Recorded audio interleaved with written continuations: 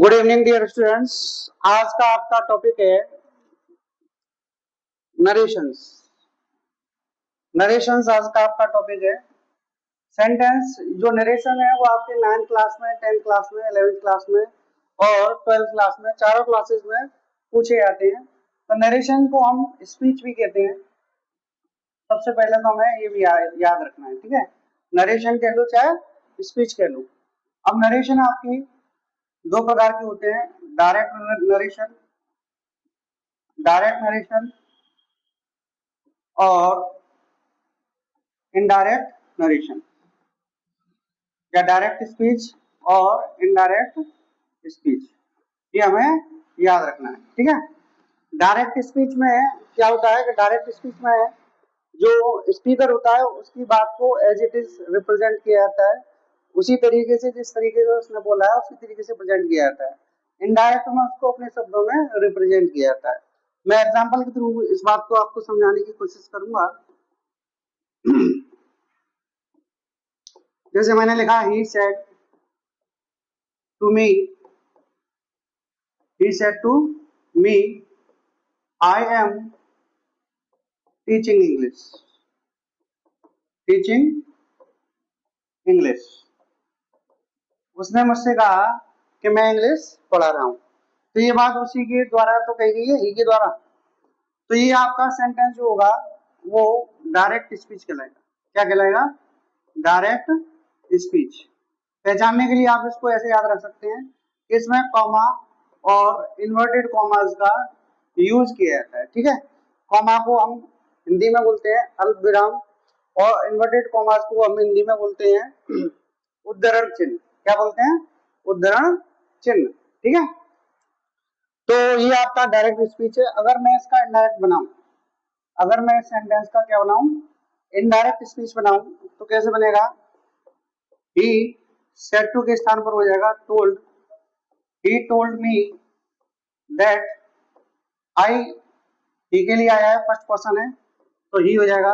Is R M का was verb हो जाएगा टीचिंग इंग्लिश।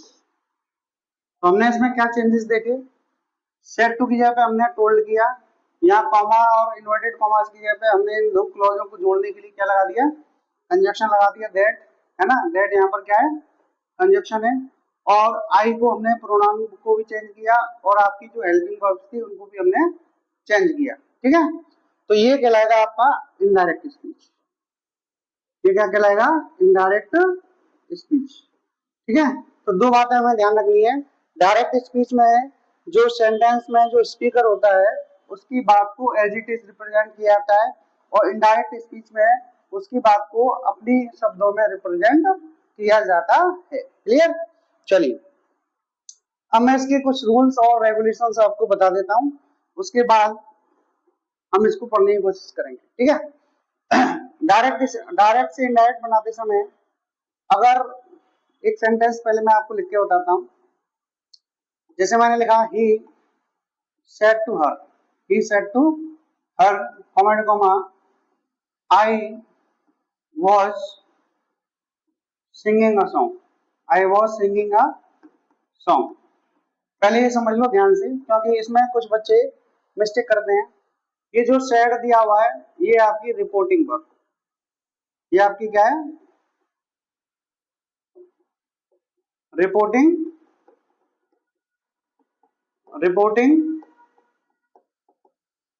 वर्ब, ठीक है। और ये जो ही दिया हुआ है ये आपका स्पीकर, सब्जेक्ट भी कह सकते हैं, और ये आपका लिसनर, ये आपका क्या है? लिसनर, सुनने वाला। ही ने कहा है और हर ने सुना है, ठीक है। यहां से यहां तक पूरा ही सेड टू हर, यहां से यहां तक ये पूरा आपका कहलाता है reporting speech, reporting speech. Clear? यहां से यहां तक आपका पूरा क्या कहलाएगा? Reporting speech. एक second,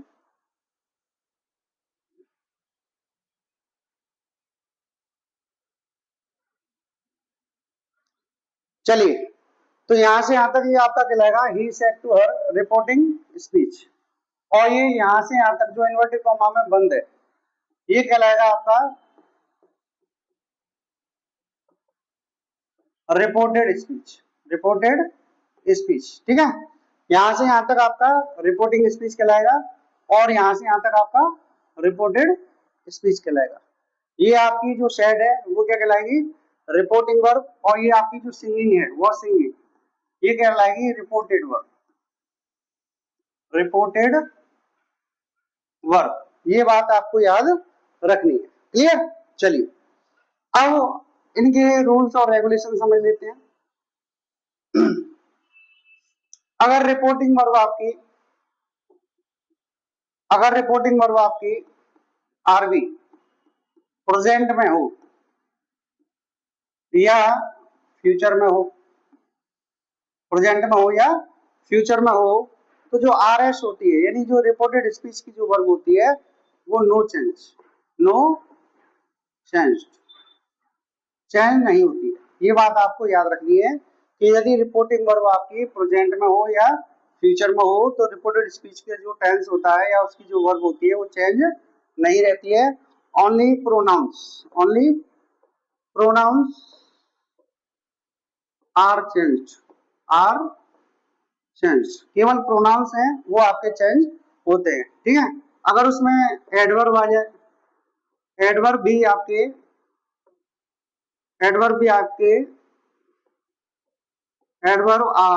adverbs are not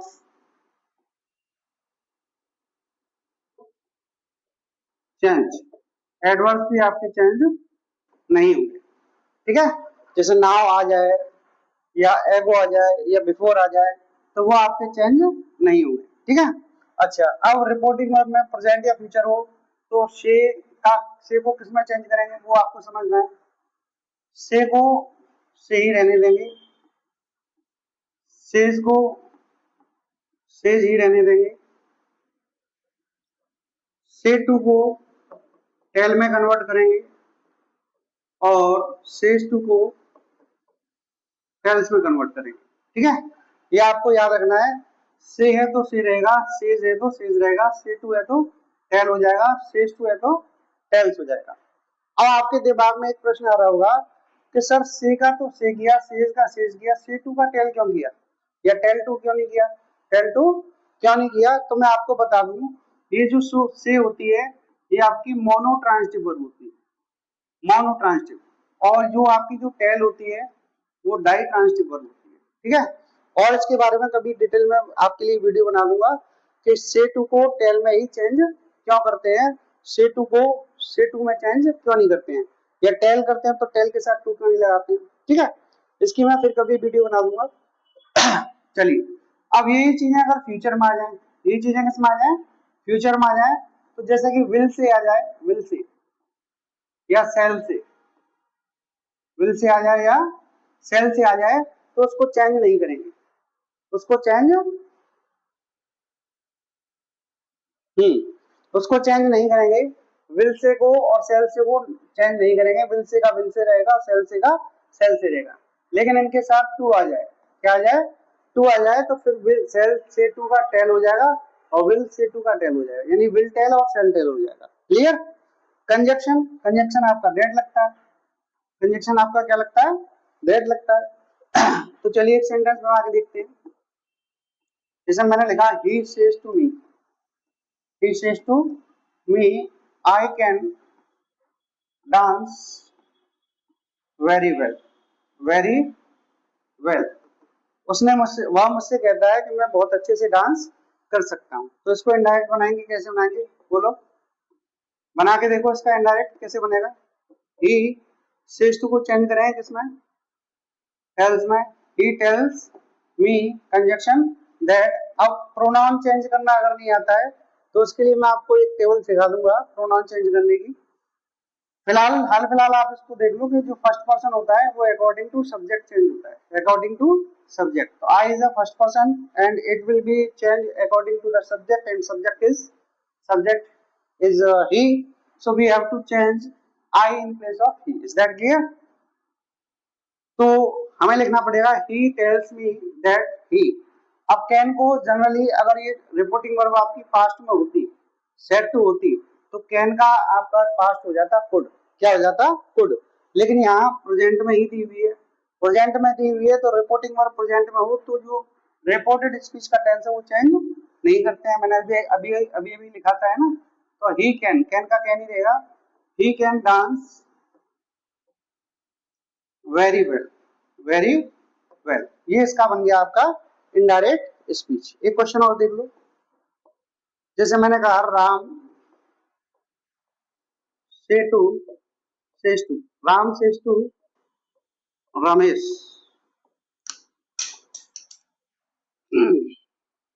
Ram says to Ramesh, comma inverted comma शुरू, we are enjoying now, we are enjoying now. अब इसका हम इनडायरेक्ट स्पीच बनाएंगे तो कैसे बनेगा देखो, राम सेज टू को चेंज करते हैं तो क्या हो जाएगा, tells Ramesh conjunction that we, we अगर आपको प्रोनाउन चेंज करना आता है तो इसको आप सिंपली चेंज कर सकते हो। वी को चेंज करेंगे किसके अकॉर्डिंग, राम के अकॉर्डिंग या रमेश के अकॉर्डिंग, बताइए। वी को चेंज करना, जिस बच्चे जो बच्चा ये वीडियो देख रहा है वो इस वीडियो में देखकर बताए, इस क्वेश्चन को देखकर बताया कि जो वी है वो किसके अकॉर्डिंग चेंज होगा, राम के अकॉर्डिंग चेंज होगा या रमेश के अकॉर्डिंग। चलिए मैं आपको बता देता हूँ, इसमें जो वी दिया हुआ है ना, ये इन दोनों के अकॉर्डिंग चेंज होगा, इन दोनों के according. We are enjoying now, हम अभी एंजॉय कर रहे हैं, हम अभी क्या कर रहे हैं, एंजॉय कर रहे हैं। तो हम मतलब कौन कौन, राम कह रहा है किससे, रमेश से, तो दोनों एंजॉय कर रहे होंगे ना, तो दोनों को दे मान कर ट्रीट किया जाएगा, प्लूरल हो गया ना, दो नाउन हो गए तो प्लूरल हो गए, तो दे मान के इसको ट्रीट किया जाएगा। तो यहाँ पे हमें वी के स्थान पर क्या लिखना पड़ेगा, दे। आर का वैसे तो वाज वर्ब होता है, अगर पास्ट में हो रिकॉर्डिंग वर्ब तो, पास्ट में नहीं है तो आर का आर ही लिखा रहने देंगे। They are enjoying, they are enjoying. अब नाउ को बहुत से बच्चे क्या करेंगे, चेंज कर देंगे, चेंज कर देंगे, लेकिन ध्यान रखना इसको चेंज नहीं करना है। ये एडवर्ब जो है, रिपोर्टिंग वर्ब आपकी किस में आई है, प्रेजेंट में आई है, प्रेजेंट में आई हो तो आपको नाउ को देन में चेंज नहीं करना है, हियर को देयर में चेंज नहीं करना है, दिस को दैट में चेंज नहीं करना है। दिस को दैट में और कर सकते हैं, लेकिन नाउ है, एगो है ना, जो टाइम के जो एडवर्ब्स होते हैं उनको चेंज नहीं करना है, तो नाउ का नाउ ही रहेगा। आंसर क्या बनेगा, Ram tell Ramesh that they are enjoying now. Clear. चलिए अब मैं बात करूं, अगर आपकी रिपोर्टिंग वर्ब पास्ट में हो, रिपोर्टिंग वर्ब किस में हो, पास्ट में हो, तो आपके जो टेंसेस होते हैं वो चेंज हो जाते हैं, है ना। रिपोर्टेड स्पीच के टेंस जो होते हैं वो क्या हो जाते हैं, रिपोर्टेड स्पीच के टेंस चेंज हो जाते हैं। कैसे चेंज होते हैं वो आपको ध्यान रखना है। जैसे कि अगर इज आर एम वाला सेंटेंस है तो वो किस में चेंज होगा, वाज या वर में। वाज वर वाला सेंटेंस है सिंपली, तो वो किस में चेंज होगा,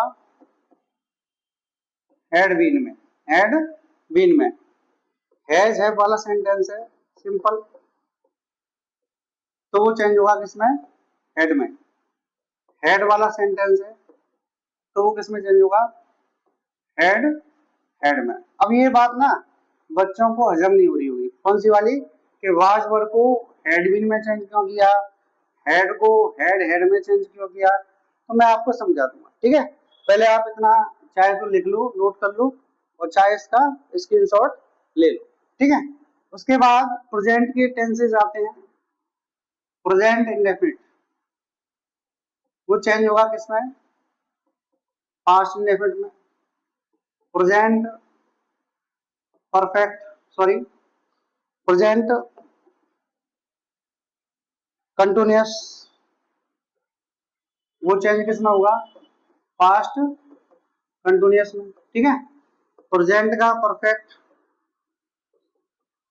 वो चेंज किसमें होगा, पास्ट के परफेक्ट में। प्रेजेंट परफेक्ट कंटिन्यूअस,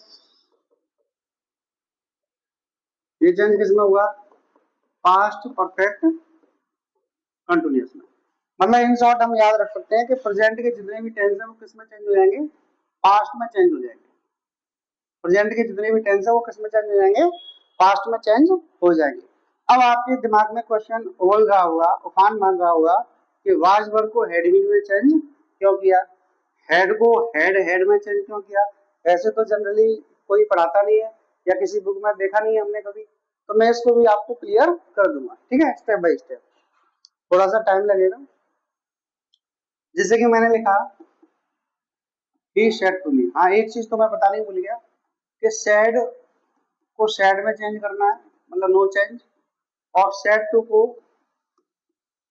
टोल्ड में चेंज करना है, ठीक है, ये बात भी आपको नोटिस में रखनी है, ठीक है।